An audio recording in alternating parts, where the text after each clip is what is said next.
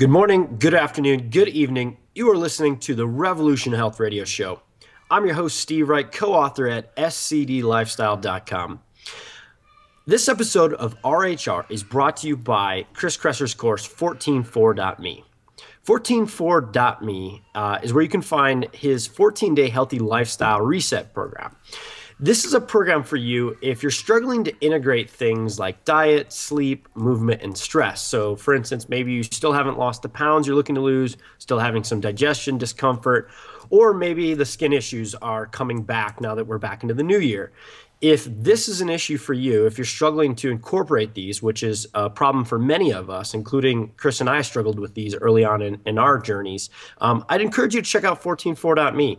Chris has figured out how to make this sort of an easy on-ramp, and you can use it as like a reset program that doesn't even take up your whole month. So check it out at 144.me. Now with me is integrative medical practitioner, healthy skeptic, and New York Times bestseller, Chris Kresser. Chris, how you doing? I'm great. How are you, Steve? I'm doing pretty well. The weather in Boulder has been out of this world, so I've been getting outside and trying to get some sun. Fantastic. That always helps. Yeah, 70 in February. That doesn't suck. Sucks if you're a skier or a snowboarder. This is true. Yeah. So did you get any skiing or snowboarding done at your last week? Yeah. Not last week. Or the week before, whenever that was in Utah?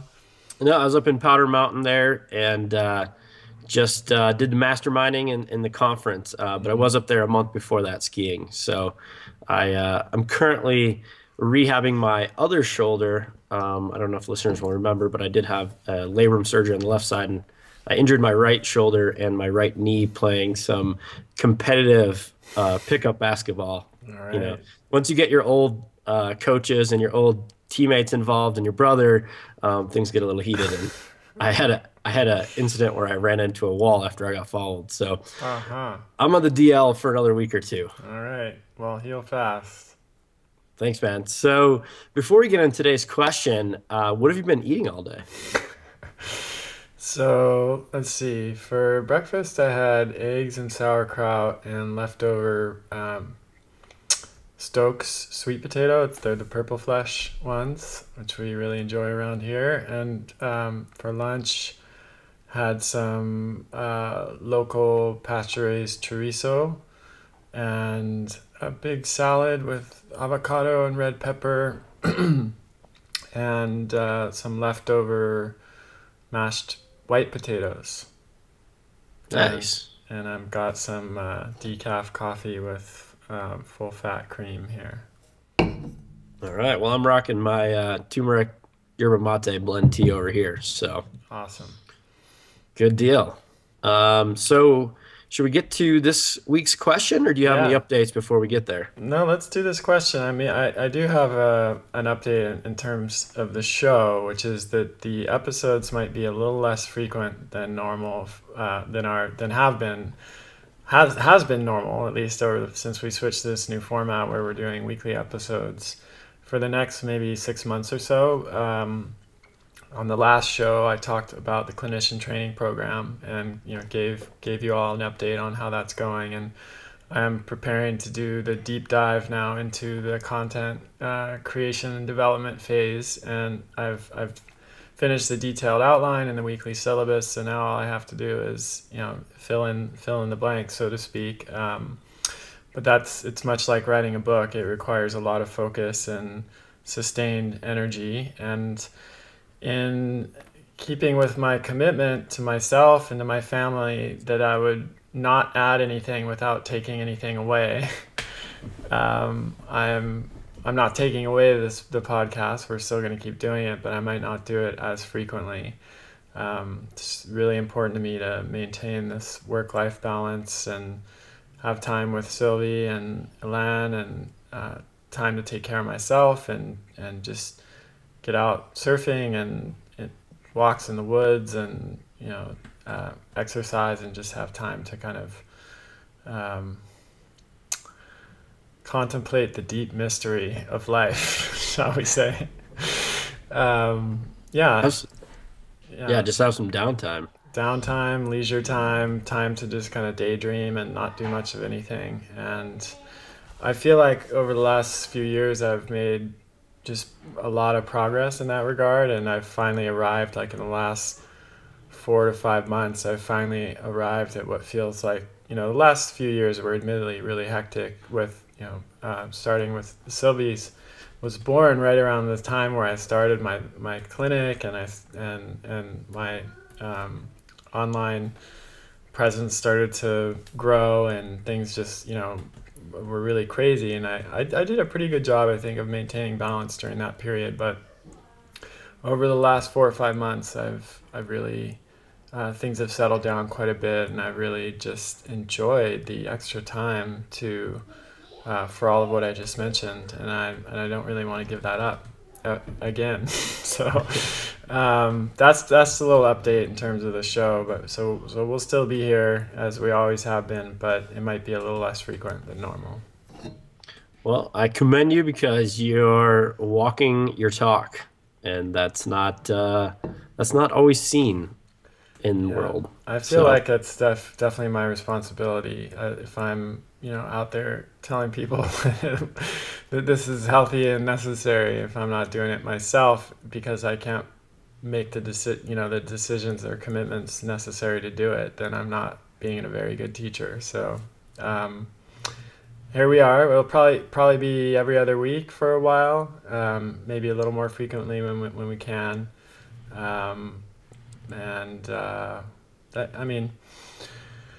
It's kind of been like that over the past several years, so it's probably not a huge surprise. But and it may be like that again in the future as new programs come and go. But we'll keep it going.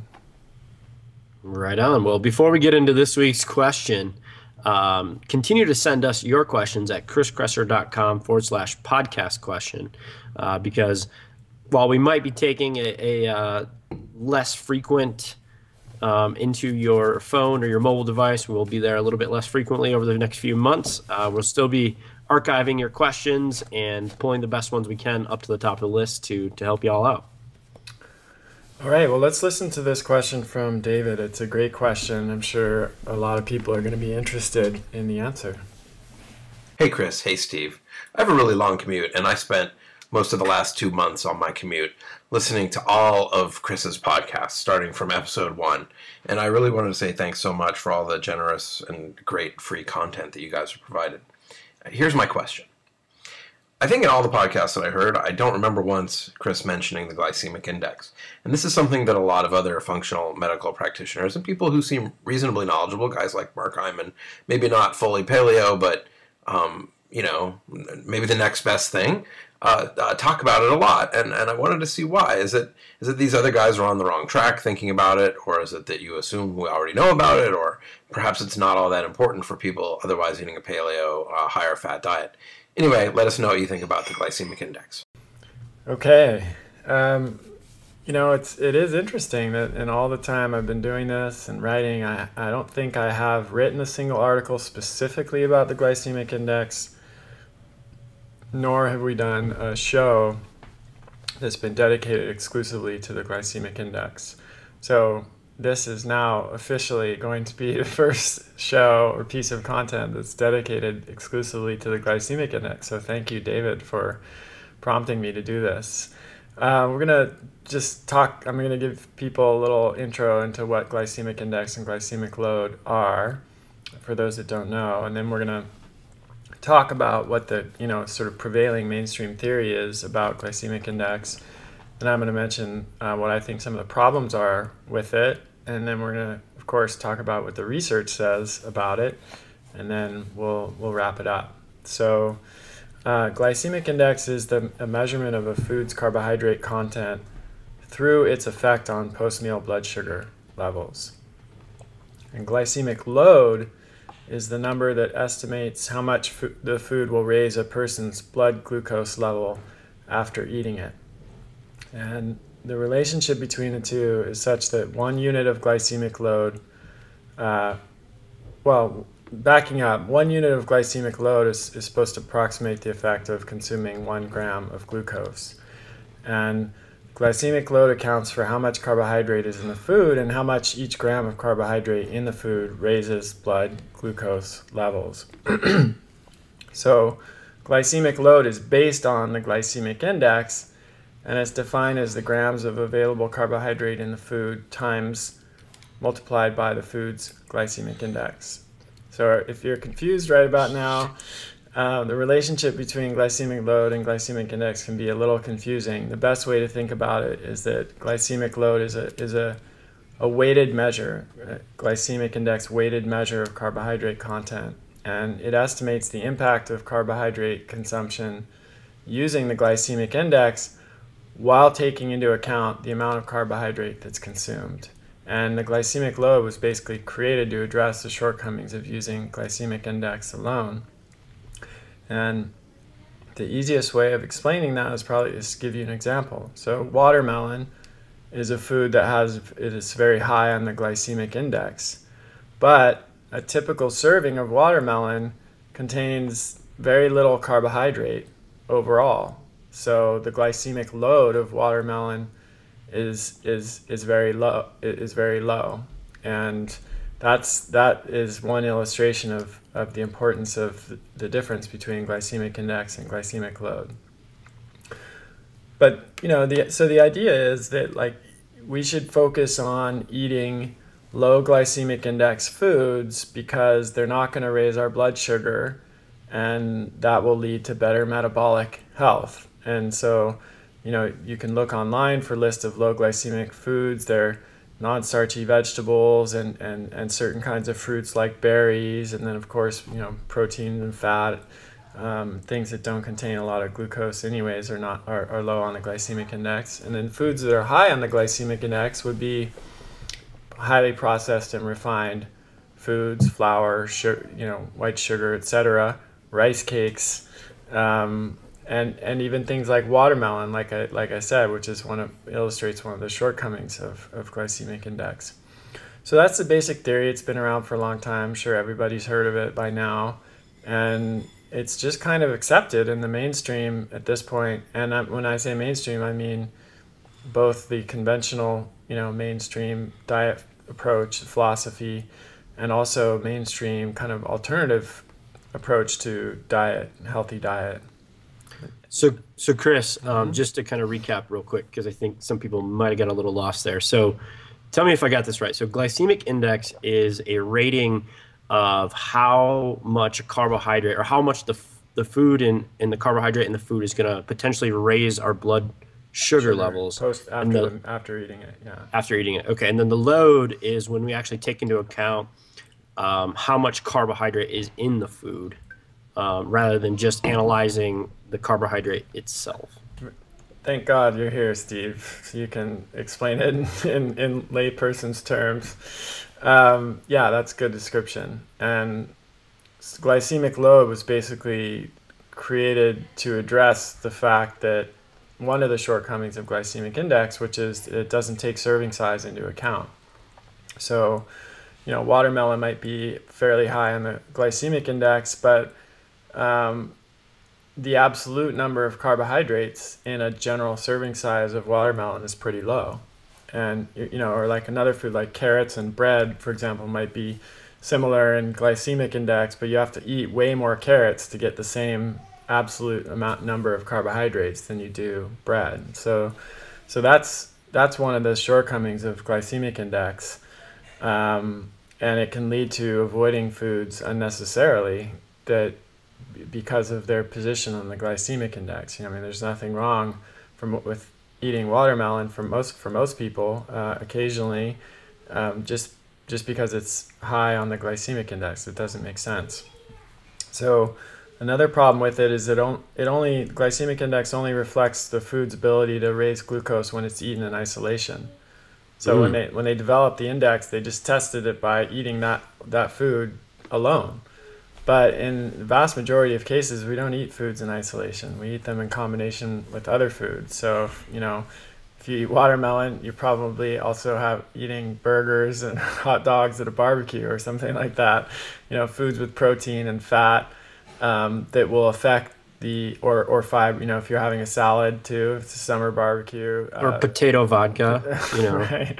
Potato salad, maybe fiber, resistant starch if it's been cooked and cooled. All of these things will affect the absorption of the glucose from the watermelon. So it's not really accurate, to imagine that people are eating these foods in isolation. Third shortcoming is that blood sugar responses to carbohydrate vary tremendously. And, we know this from studies and also clinically working with patients. I measure my blood sugar extensively over periods of time. And even if I eat a very high carbohydrate meal, my blood sugar will only rise very modestly before returning to the fasting level, usually about an hour after I eat. I've tried hard to spike my blood sugar, but I can't. And that's fairly typical for people who are active and have normal insulin sensitivity and glucose tolerance.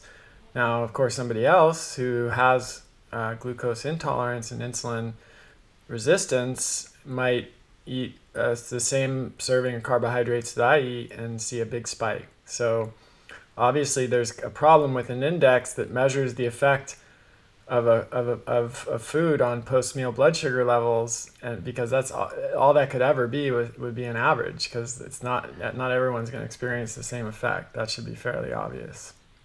Yeah, it's also, did you check into, I'm just curious, I don't know the answer to this, did the people who were sort of the test subjects that created the average, is the average already skewed? Well, I think they considered, I don't know for sure, but I imagine they used a number of subjects to create the average. But even then, we're not averages, right? So it's the problem with scientific research. We talked about this before. It's all geared toward averages, but in the clinic, we treat patients, we treat individuals, and our recommendations need to be customized based on who we're talking about. So glycemic load addresses only one of those three shortcomings, because it does take serving size into account. And so I think it's a better measure than glycemic index, but there's still the same problems, which is that we don't eat we don't eat foods with glucose in isolation, and also everybody has different responses to glucose based on their own individual circumstances. So let's take a look at what the research says. I think a lot of people might be surprised by this. Generally, it's not supportive of either glycemic index or glycemic load for weight loss, insulin or glucose control, or anything else really that I could find. So there are a lot of studies about the glycemic index, but I'm going to talk about the largest and the longest running and the best controlled trials, and then we're going to talk about a large review that looked at many different studies. So the first was an 18-month randomized clinical trial of a low glycemic index diet for weight loss in Brazilian women. And we'll put the links in the show notes. So this trial found no significant differences in weight loss between low glycemic index and high glycemic index groups. That's a pretty long trial, and it was a randomized controlled trial. So then we have the second trial, which was 6 months and 720 participants, published in the American Journal of Clinical Nutrition. And this one was called The Effect of Changing the Amount and Type of Fat and Carbohydrate on Insulin Sensitivity and Cardiovascular Risk. So they were looking at not only GI glycemic index, but they were also looking at fat.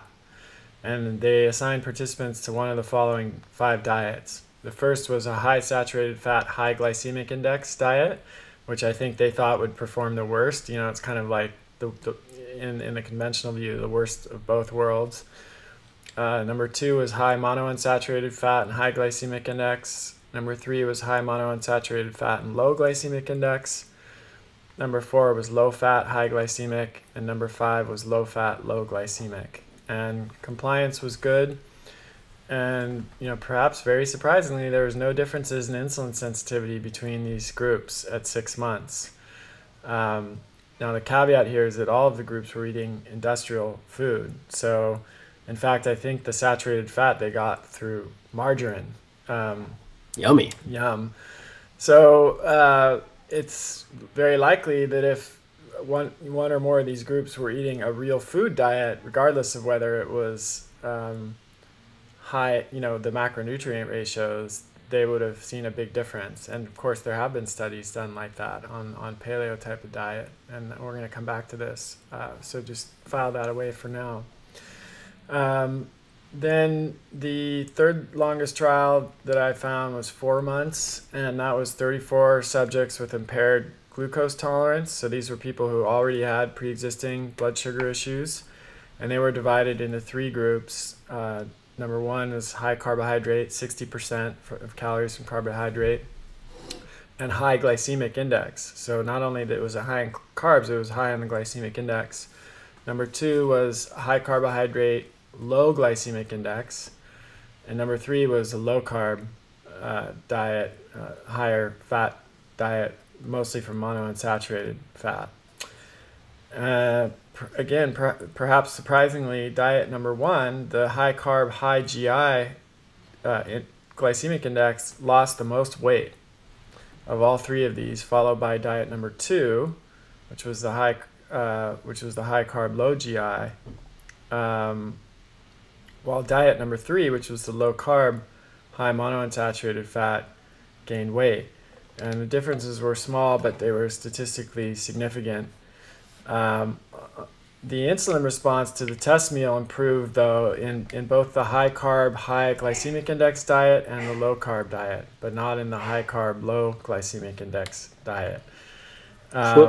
Yeah, so I wouldn't blame you for being confused at this point, but the point, what we're seeing is that there's not a strong signal here that a low glycemic index diet provides any particular benefit for weight loss or insulin sensitivity or glucose tolerance. And then there was the review that I mentioned, 2010, that said the application of the glycemic index and glycemic load in weight loss, or this is the title, the application of glycemic index and glycemic load in weight loss, or review of the clinical evidence.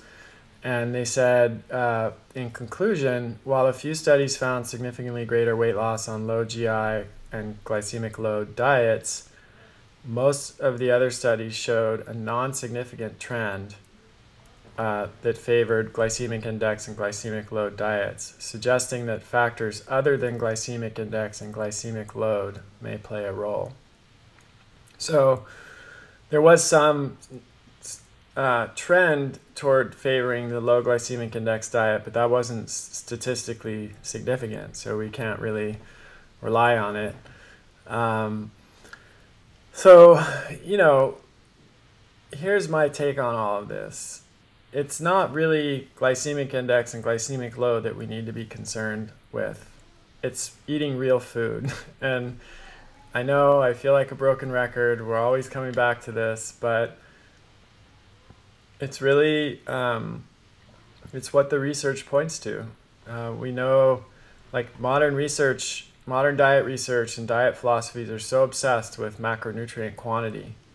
It's all about low carb, low fat, how many grams of carbohydrates do you eat, what percentage of calories from carbohydrates, and that can be important for some people, there's no doubt about that. But for most people, the quality of the macronutrients that they eat is far more important.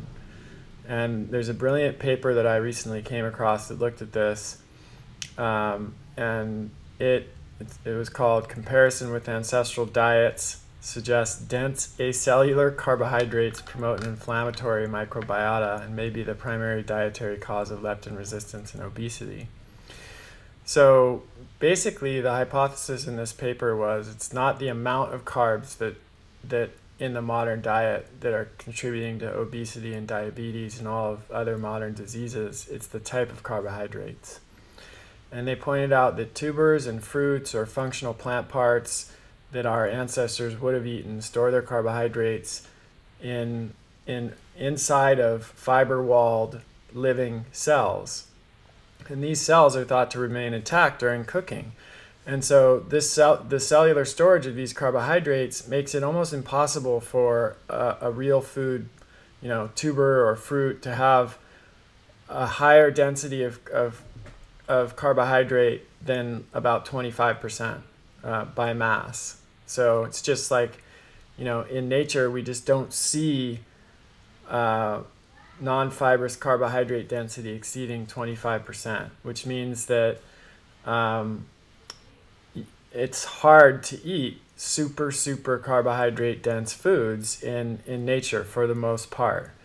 But what they called acellular carbohydrates in this paper, which are carbohydrates of flour and sugar and processed starch products, they don't have those fibrous cells, and the carbohydrates are non-fibrous, and they can be packed into a food in a way in far greater density than they would typically be found in nature.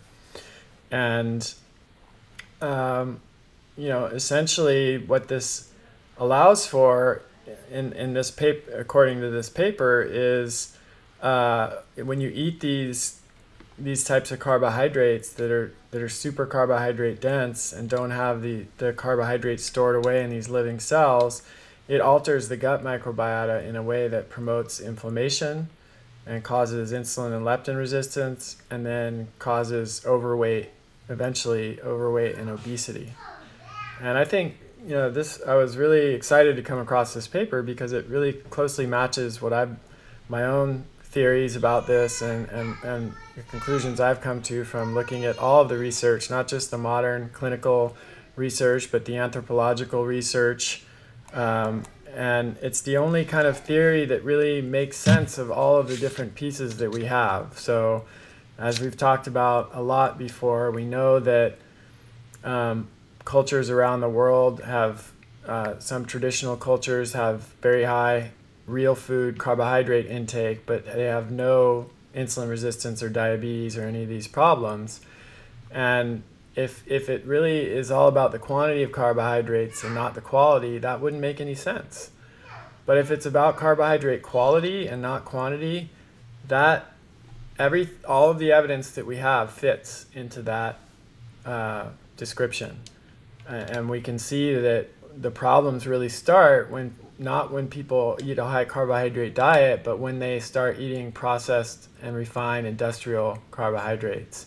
And this is a very interesting theory for why that would be the case. But it, whether or not you're as fascinated by the theory as I am, the end result is the same as it always is, which is that quality is more important than quantity in most cases. And you just have to focus on eating real food and real carbohydrates, starchy tubers, fruit, even legumes and dairy if you tolerate them. If you are a person that has relatively normal blood sugar regulation. Now, if you have insulin resistance, leptin resistance, and blood sugar dysregulation, you may need to pay attention to the quantity of carbohydrates. Now, I say may because when we look at the paleo studies that have shown such dramatic improvements in glucose tolerance and insulin sensitivity and liver fat storage and all of these things, even in diabetics, they weren't restricting carbohydrates. They were, allowing people to eat, choose at liberty from all the different types of paleo foods. And when you look at the carbohydrate intake, it was generally they weren't low carb diets. They were, moderate carbohydrate diets. And yet they were still helping people who were diabetic or pre-diabetic improve their glucose tolerance and insulin sensitivity and all these other things. So I don't even necessarily buy the argument that someone who has insulin or leptin resistance has to really severely restrict their real food carbohydrates, because when we look at the research, that's not necessarily true. It's often not true when the intervention is using real foods rather than processed and refined foods. And as you mentioned earlier, everybody has a different insulin response, and that insulin response can change over time depending on stress levels and sleep levels and movement levels and things like that. So that's a great point. We're talking here as if diet's the only thing that affects insulin sensitivity, which is of course ridiculous. As you just said, Steve, even just a single night of poor sleep can cause insulin resistance the next day. And physical inactivity, sitting too much, all of those things we've talked about before. So I think the takeaway is there's no need to really worry about glycemic index and glycemic load. If you're focused on a real food diet, most people, especially people with normal blood sugar, can eat starchy tubers and fruit, not only low glycemic fruit, fruit that's higher on the glycemic index, and things like legumes and dairy, if they tolerate them well, without much cause for concern from the perspective of carbohydrate content or quality. Now, in my book, which is now called The Paleo Cure in paperback, I provide starting points for exploration for percentage of calories for carbohydrates for a lot of different people and different needs, because sometimes, when you're just getting started, it can be helpful to at least have a kind of idea in mind. And also, I've worked with a lot of patients who have a really distorted idea of how much carbohydrate they're eating. And so, for example, somebody come to me and I say, what's your carbohydrate intake like? And they'll say, oh, it's probably pretty moderate.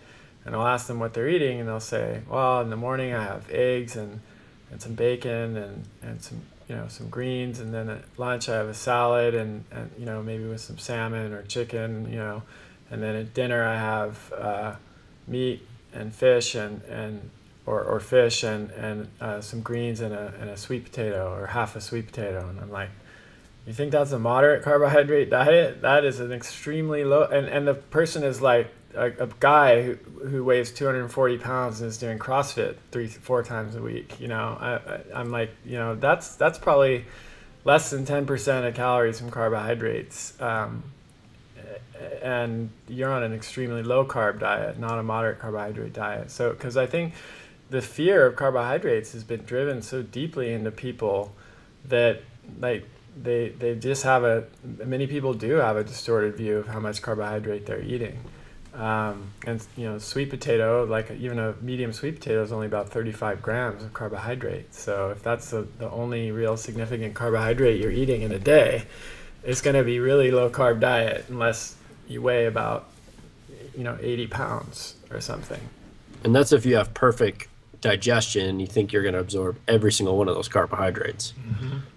But we won't open that box. Yeah. So there is kind of an objective way of figuring this out, which is to use a device called a glucometer. And I've written an article about this. We'll put it in the show notes. And basically, it's a device that tests your blood sugar. You can use it to test your blood sugar at home. You prick your finger, get a little drop of blood, and put it in the machine until it gives you a readout. And if you're concerned about your post-meal blood sugar response to meals, or you'd like to find out what it is, and you'd like to find out what your carbohydrate tolerance is to different kinds of foods, then you can eat a food that you want to test out, like a sweet potato or yucca or taro or fruit. And then you can test your blood sugar right before that meal.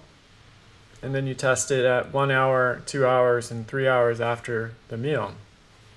And if your blood sugar, the targets would be, you want your blood sugar to be generally below 140 1 hour after meals, generally below 120 2 hours after meals, and generally back down to your fasted reading, like where you were before you started the meal, at 3 hours. And those are that's general. If you go above those numbers once or twice, it's not necessarily cause for concern. You're looking for a pattern.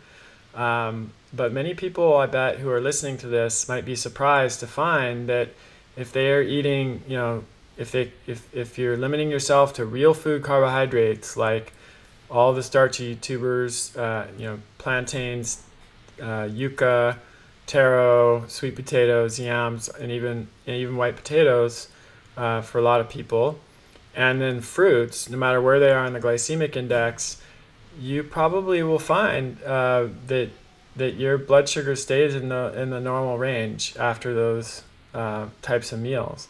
You might find that if you have a donut or some other processed and refined carbohydrate, that your numbers shoot up more. And I encourage you to do those experiments, not necessarily to eat the donut, but in the name of science, if you have to, and you're not gluten intolerant, I guess it would be okay.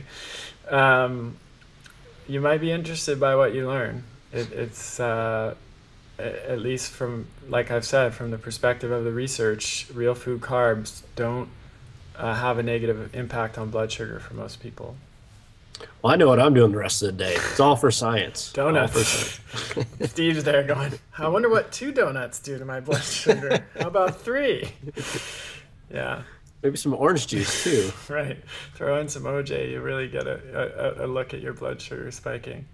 No, I mean, I've eaten all kinds of, I just don't enjoy eating crap, but like I've had substantial amounts of honey and juice and things like that. And, the blood sugar will spike a little bit at 45 minutes. It won't ever, for me, exceed 130, 140 maximum. And even that is rare. And then it goes right back down. So,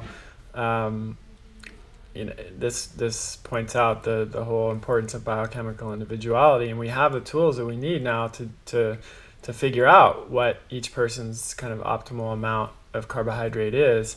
But my guess is, for many people listening, if they stick with the real food carbs, they won't even have to think about that very much. And my other guess is that, based on my patient population, most people who are listening who have been following paleo type of diet, who've been influenced by the low carb ideology, are eating fewer carbohydrates than they think they are, and may feel better eating more real food carbohydrates. That's the trend that we see in our practice. Awesome. Well, thank you, Chris, for explaining the glycemic index, and hopefully for some listeners, removing sort of any worry about that index really meaning a whole lot. So, yeah. Thanks for listening, everyone. Keep the questions coming, and I'm not sure we're going to go to the less frequent format, but we'll either talk to you next week or the week after. Yeah, thanks for listening, everybody. Again, if you want to submit your question, we'd appreciate it. Go to chriskresser.com/podcast question. And in between episodes, if you're not yet, make sure you follow Chris on social media, facebook.com/Chris Kresser L.A.C. and twitter.com/Chris Kresser. Thanks for listening. We'll see you on the next show. Thanks, everyone.